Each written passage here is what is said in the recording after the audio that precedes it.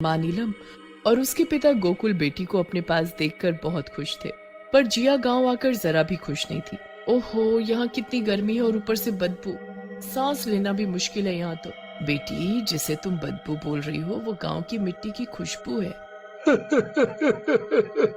बिटिया रानी, जब तुम इतनी सी थी ना, तब इसी गांव की मिट्टी में तुम दिन भर खेला करती थी।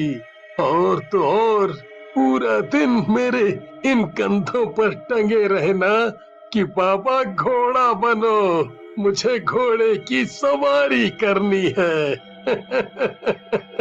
वो सब पहले की बात है। अब मैं बड़ी हो गई हूँ और शहर में रहकर मुझे शहर की आदत भी हो गई है। मुझे अभी फ्रेश होना है, मैं अंदर जाती हूँ। जिया शहर जाकर बहुत बदल गई है। इतने सालों बाद हम लोगों से मिली और हमारे गले तक नहीं लगी। तभी अंदर से जिया की आवाज आती है और दोनों दौड़कर अंदर जाते हैं।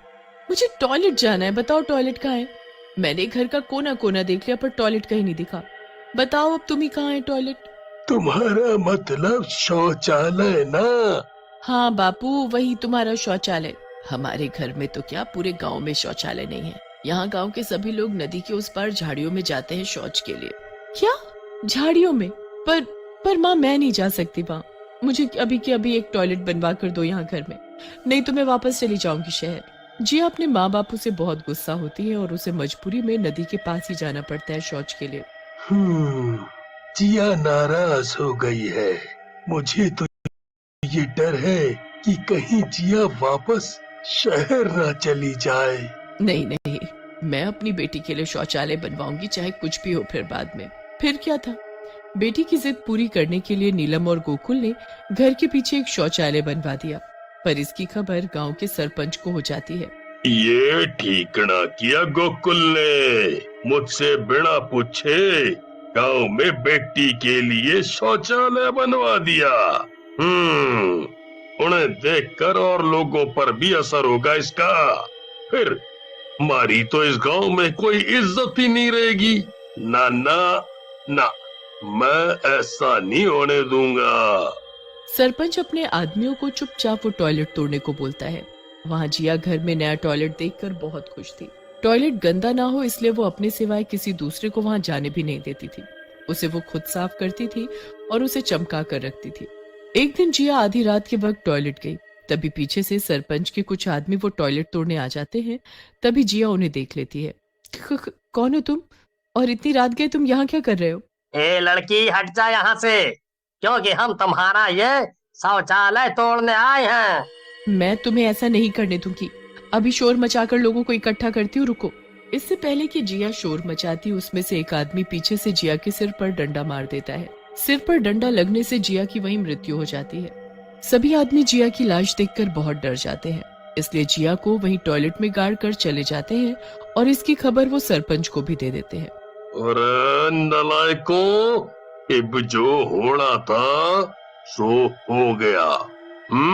पर तुम सब अपना ये मुंह बंद रखना, किसी को इस बारे में कुछ पता ना चले, समझे?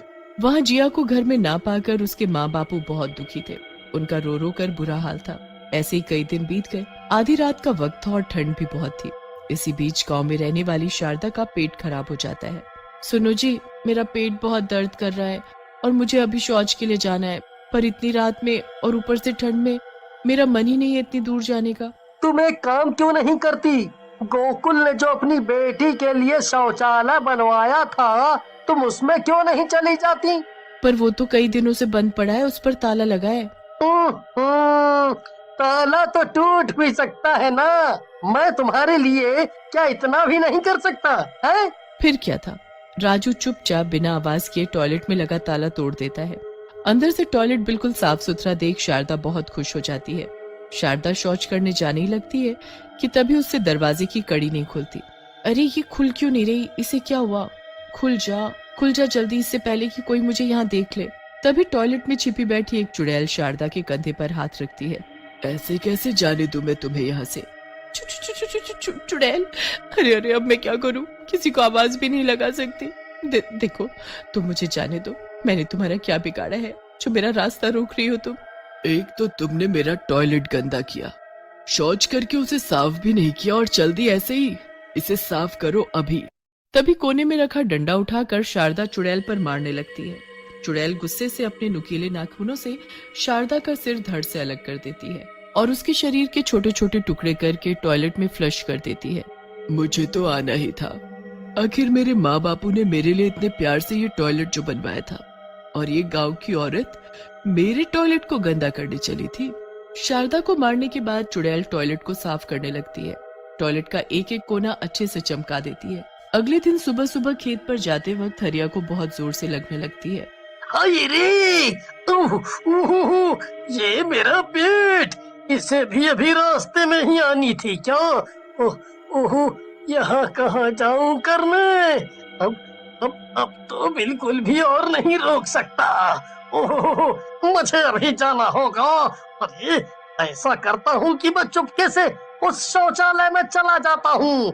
हाँ, अभी तो यही सही लग रहा है। भाग हरिया भाग, जल्दी भाग, नहीं तो निकल जाएगी। जैसे ही हरिया शौचालय का दरवाजा खोलता है तो वहाँ वही चुड़ैल घूंघट ओढ़े शौचालय को साफ कर रही होती है। अरे ये सफाई करना बंद करो और यहाँ से बाहर निकलो, मुझे बहुत जोर से लगी है। चुड़ैल चुपचाप वहाँ से बाहर आ जाती है। मजा आ गया इतनी साफ सफाई वाली जगह पर। हरिया जब शौच करके बाहर निकलता है। रुको, जब तक तुम इस टॉयलेट को साफ नहीं कर देते तुम यहाँ से नहीं जा सकते। चुड़ैल फौरन अपने चेहरे से घूंघट हटा लेती है और हरिया की गर्दन पकड़ लेती है। तुम लोग कभी नहीं सुधर सकते।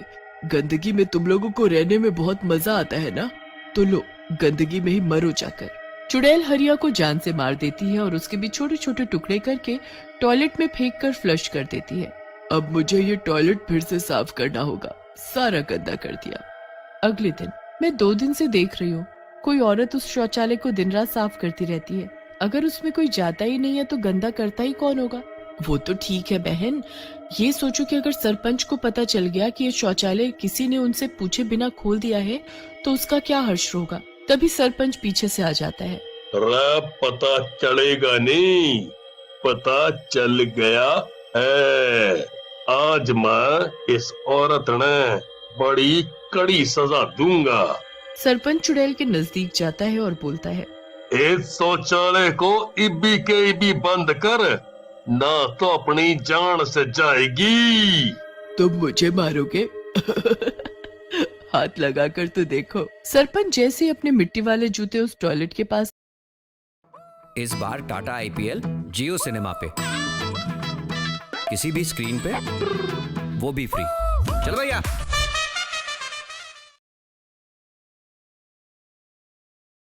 पास रखता है तो चुड़ैल गुस्से से सरपंच को पीछे धक्का दे देती है। सरपंच दूर जाकर गिरता है। ये मेरा टॉयलेट है, इसे कोई भी गंदा नहीं कर सकता। तुमने मेरे टॉयलेट को ये मिट्टी लगाकर गंदा कैसे किया? इतना बोलकर चुड़ैल टॉयलेट के अंदर चली जाती है और अंदर से उसे बंद कर लेती है। फिर टॉयलेट को साफ करने लगती है। अगले दिन सरपंच पूरे गांव में ये बात बोल देता है कि नदी के पास तो क्या कहीं खुले में भी कोई शौच नहीं करेगा, सभी शौच के लिए उसी शौचालय में जाएंगे। फिर क्या था, अगले दिन उस टॉयलेट के सामने लोगों की लाइन लग गई। कोई बाल्टी तो कोई हाथ में लोटा लिए लाइन में खड़ा था। चुड़ैल हाथ में झाड़ू लिए दूर से सब देख रही थी और वो ये समझ गई थी कि ये सब सरपंच का किया धरा है। सुबह से शाम तक टॉयलेट में जा जाकर सभी लोग टॉयलेट को बहुत गंदा कर देते हैं। उफ, इतनी गंदगी तो मैंने आज तक नहीं देखी। आज तो मैंने किसी को कुछ नहीं कहा, पर कल इनका क्या होगा। सुबह के 4 बजते ही लोग शौच के लिए टॉयलेट जाने लगे। इस पाखाने को फिर से चालू करके सरपंच जी ने बहुत ही अच्छा किया। अब हमें दूर नहीं जाना पड़ता। मैं तुम्हें इतनी दूर भेजूंगी कि वहाँ से कभी वापस नहीं लौटोगी। मेरे टॉयलेट को गंदा करके तुम सब चैन की नींद सो रहे हो। इसे अभी के अभी साफ कर, नहीं तो मैं तेरा इस दुनिया से सफाया करने वाली हूँ। झुमरी चुड़ैल को देख बेहोश होकर वहीं गिर जाती है। चुड़ैल उसे मारकर वहीं टॉयलेट की सीट में फ्लश कर देती है।